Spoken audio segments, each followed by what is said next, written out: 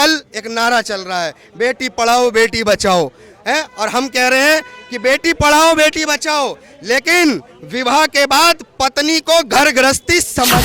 अगर आपकी पत्नी आपके प्रति लॉयल नहीं है तो इसके जिम्मेदार भी आप हैं, क्योंकि आपने उसके हाव भाव और उसके आचरण को, उसके स्वभाव को समझने में बहुत बड़ी मूर्खता कर दी। उसका उदाहरण ज्योति मौर्य ने निजी स्वार्थ, शारीरिक स्वार्थ या पैसे की धौंस या आ रहे भ्रष्टाचार के पैसे की सनक, कहो कि अब जीवन मेरा बहुत आगे है, मेरे पति की औकात क्या जो मुझसे टक्कर ले। अरे ये बातें और ये वादे खत्म हो लिए, अब तुम्हारा रास्ता अलग हो गया। ये बहुत अच्छा किया ज्योति मौर्य के पति ने कि संसार और पूरी दुनिया के सामने उसके सच को रख दिया, नहीं तो हम भी केसों में यही सोचते कि ज्योति मौर्य ने किस किस के मुकदमे लगवाए, झगड़े के, दहेज के और उसके बाद मारपीट के। यही हम क्या गारंटी है कि जनता की भलाई करेंगे? क्या गारंटी है कि जनता के प्रति अपने कार्यों के लिए ईमानदार रहेंगे? कभी भी नहीं। ऐसे एसडीएम तत्काल प्रभाव से आजीवन प्रतिबंध लगाकर इनको तो आत्मसम्मान होता है ना, वो अपने सहेलियों में, अपने परिवार में। कह रहे हैं कि उनके पति अफसर नहीं थे, तो तुम्हारे पति ने तुमको तो अफसर बनाया। इस अवसर को अफसरवादिता में क्यों बदल दिया आपने कि पति की मेहनत से आप एक अफसर बने, एसडीएम बने, और उसकी अफसरी की बात कर रहे हो? ये अफसरवादिता है। ये इसको शुद्ध भाषा में कहा जाता है तो छल कपट। किससे? उससे जिसके साथ में 7 फेरे लिए। ये 7 फेरे लेने वाली ज्योति मौर्य जी, आपने समाज में महिलाओं को, उन महिलाओं के लिए भी प्रश्न चिन्ह खड़ा कर दिया जो 136 महिलाओं को उनके पतियों ने अपने घर। तुम्हारी करनी अब एसडीएम के लायक नहीं है, क्योंकि एसडीएम का पद कोई छोटा पद नहीं होता है। यही तो आरोप है ना सर कि आप जो है दहेज मांग रहे थे, घर मकान मांग रहे थे, तो आदमी अगर नहीं देगा तो आप उसके ऊपर आरोप लगाएंगे। अच्छा, दहेज जो मांग रहे थे तो ज्योति मौर्य बताएंगी, जब दहेज मार रहे थे तो ये सो रहे थे क्या? जब दहेज मांगा तब कुछ नहीं बोले, जब पढ़ाई करनी थी, पैसा लेना था पति से, तो पढ़ाई करते रहे। एसडीएम बन गए, लाख रुपए, 6 लाख रुपए महीना उठाने लगे, तब इनको दहेज याद आ गया। अरे शर्म करो ज्योति मौर्य। इस देश में एक पिता अपनी पुत्री के विवाह के बाद उसकी गृहस्थी अच्छी हो, ये हर पिता और माता का यह कर्तव्य है कि उसके बच्चे अच्छे से गृहस्थी जीवन करें, और उस गृहस्थी को बनाए रखने के लिए, उस गृहस्थी को मजबूत रखने के लिए जो सामान देते हैं उसको दहेज का नाम दे दिया, एक कुप्रथा का नाम दे दिया। हर पिता, क्या हमारे घर में हमारे छोटे छोटे बच्चे हैं तो क्या उनकी इच्छाओं की पूर्ति करना ही हम बंद कर दें? कल को तो कहोगे कि अपने बच्चों को बिगाड़ने में सबसे ज़्यादा काम तुम्हारा ही है कि एक आवाज़ पर तुम उसको जो बोल रहा है वो लाके दे रहे हो। यही गलती थी। ये दहेज नहीं है, ये दहेज के नाम पर उत्पीड़न है, और महिला कानून का एसडीएम साहिबा मोहतरमा आप दुरुपयोग करने का प्रयास कर रहे हैं। इस देश में पुरुष है, लेकिन ये गलती नहीं है कि वो पुरुष है। इस गलती में आप कानून को बीच में लाकर अत्याचार नहीं कर सकते। एक पुरुष आज के ज़माने में भी अभी भी है, एक पुरुष चाहे जैसी ही उसकी पत्नी हो उसके साथ पूरी जिंदगी निभाह जाता है। क्या अब ऐसा प्रचलन आ गया है कि जो महिलाएं हैं वो एक हल्के पुरुष को, या यूँ कह लीजिए कि बेरोजगार हो या सही तरीके से ना चल रहा हो, उनके हिसाब का ना हो, तो क्या वो प्रचलन में नहीं आ पाएगा क्या? देखिए, हमने एक डिवोर्स शब्द सुना है इंग्लिश में, देखिए, और एक शब्द सुना तलाक उर्दू में।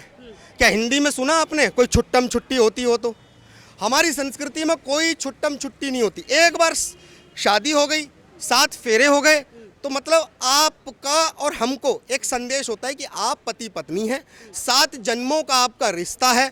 7 जन्मों का मतलब कि इसी जन्म में आपको उन 7 जन्मों के कार्य करने, अपने प्रति एक दूसरे के सम्मान, आदर, परिवार और एक दूसरे के परिवार की भावनाओं का सम्मान।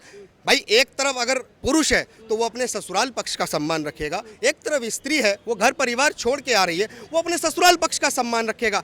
दोनों ही लोगों का दायित्व है। लेकिन यहाँ पर ज्योति मौर्य ने केवल इस्तेमाल करने का काम किया। आप खुद वो सोचिए कि शादी कर रही है, ठीक है, वो कह रही हैं, आरोप लगा रही हैं कि वो अधिकारी थे, फलाना थे, तो क्या आपको लगता नहीं है कि अधिकारी बताना, क्या आपका शादी करना आपका स्वार्थ नहीं दिखा रहा था कि मैं एक ऐसे अधिकारी से शादी कर रही हूँ जो कि वास्तविकता में सच नहीं? वो तो सी ग्रेड का एक कर्मचारी है, तो ये तो आप ही की स्वार्थ की मंशा दिखा रहा था कि आप अपने ही उसी समय शुरुआत से ही स्वार्थ में शादी करते हैं। लेकिन जब आपको ऐसा लगता है कि अब मेरे को खुद पढ़ के आगे बढ़ना है, लेकिन पढ़ाए कौन, पैसा कौन खर्च करे?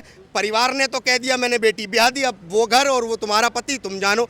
पति को बताया, पति ने दिन रात एक करके एसडीएम बनाया, और उसके बाद तुमने क्या सिला दिया? हमने परिश्रम नहीं किया क्या? किसने? पति ने पैसा खर्चा किया, हमने परिश्रम नहीं किया। अच्छा, घर में माता जी रोटी बना रही हैं तो केवल वही परिश्रम रखोगे? किसान का परिश्रम नहीं होता है जो खेत को जोतता है और उसको तराशता है और उसमें फसल लगाता है।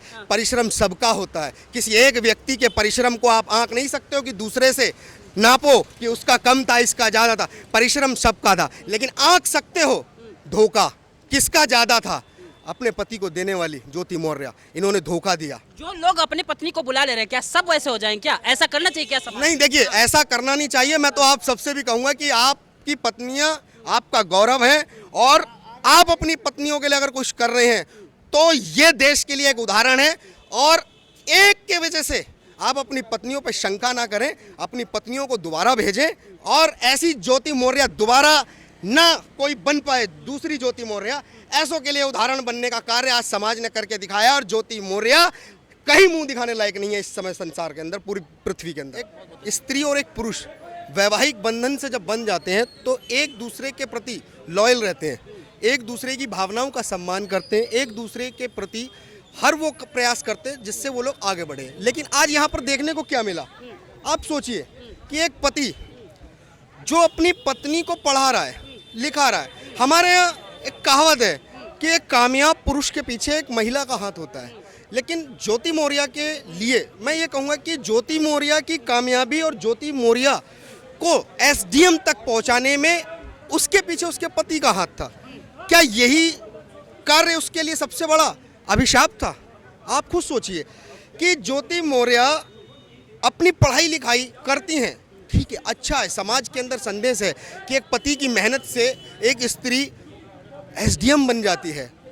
उदाहरण था, लेकिन क्या उदाहरण सामने आया कि आप अपने ही किसी एक ऐसे सहपाठी अफसर के साथ में अप्राकृतिक कृत्यों के दौरान पकड़े जाते हैं, तब जब आपका पति उस अवस्था में आपको देख लेता है। सोचिए कि कितनी बड़ी मंशा रही होगी उस पति की कि अपनी पत्नी को पढ़ा के एक ऐसे स्थान पर बैठा कर, और एसडीएम का पद कोई ऐसा छोटा मोटा पद नहीं होता। जब आपको शिक्षा दिलाने वाला आपका पति, उसकी रात दिन की मेहनत को आपने एक निजी स्वार्थ के चलते खत्म कर दिया, ये संस्कृति भारत की नहीं है। और ऐसे एसडीएम क्या गारंटी है कि जनता की भलाई करेंगे? क्या गारंटी है कि जनता के प्रति अपने कार्यों के लिए ईमानदार रहेंगे? कभी भी नहीं। ऐसे एसडीएम तत्काल प्रभाव से आजीवन प्रतिबंध लगाकर इनको जेल भेजना चाहिए। क्यों? क्योंकि उनके पति ने वो डायरी भी खोल दी जिसमें एल का मतलब लाख, समझ रहे हैं आप? 6 लाख रुपए महीना, 6 लाख रुपए महीना वो बता रहे हैं, जिसमें उनके पति स्वयं वो सबूत दिखा रहे हैं कि 6-6 लाख रुपए महीना की घूसखोरी का कार्य ज्योति मौर्य के द्वारा किया जा रहा है। उसी घूसखोरी का असर उनके दिमाग पर चढ़ गया कि उनके लिए अच्छा बुरा साथ निभाने वाला जो जीवन का साथी कहलाता है, उसी से उन्होंने अपना नाता दूर कर लिया। और वही जीवन साथी था जो उनकी सारी प्राइवेट चीजें जो है, मैसेज जो है वायरल कर रहा है। ये कोई बात होती है? आपस में संपर्क करना चाहिए था ना। देखिए, आप अपनी जगह पे सही हैं। किस प्राइवेसी की बात कर रहे हो? पति पत्नी खुद एक सबसे बड़ी प्राइवेसी है। पूरा जीवन एक पुरुष और एक स्त्री एक दूसरे के सम्मान के लिए अपने जीवन के कुछ ऐसे भी रहस्य होते हैं जिन्हें वो बिल्कुल प्राइवेसी के रूप में रखता है। क्यों? कि उनके जीवन में कोई ऐसी दरार ना बन जाए उन बातों को लेके। कहते हैं ना कि पत्नी कितनी ही प्यारी क्यों ना हो, भेद अपना बताना नहीं चाहिए। और एक और कहावत है, बेटी कितनी ही लाडली क्यों ना हो, घर घर घुमाना नहीं चाहिए। अरे मैं तो एक ही बात कहूँगा ज्योति मौर्य के पति से, तुमने अपनी तरफ से ईमानदारी से अपनी पत्नी के लिए जो दायित्व निभाया वो उदाहरण है और लोगों के लिए। लेकिन जो इसके उलट की बात करें, जो ज्योति मौर्य ने किया, वो शर्मनाक है। अरे सर, जो शादी हुई थी, शादी के पहले बताए अफसर थे और उनके साथ गलत करके वो सफाई कर्मी थे, तो ये भी तो छलावा है ना उनके साथ। कल को शादी होगी 2 हाथ 2 पैर वाले के साथ और कुछ हो जाएगा तो ये छलावा हो जाएगा। आप सोचिए, हर पिता पुत्र अपने बच्चों को बड़े स्थान पर सबका रखता तो आत्मसम्मान होता है ना, वो अपने सहेलियों में, अपने परिवार में। कह रहे हैं कि उनके पति अफसर नहीं थे, तो तुम्हारे पति ने तुमको तो अफसर बनाया।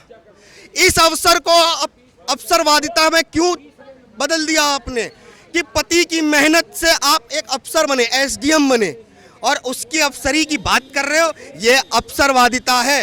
ये इसको शुद्ध भाषा में कहा जाता है तो छल कपट। किससे? उससे जिसके साथ में 7 फेरे लिए। ये 7 फेरे लेने वाली ज्योति मौर्य जी, आपने समाज में महिलाओं को, उन महिलाओं के लिए भी प्रश्न चिन्ह खड़ा कर दिया जो 136 महिलाओं को उनके पतियों ने अपने घर बुला लिया। ये उनके लिए भी प्रश्न चिन्ह बना दिया क्योंकि गलती तुम्हारी और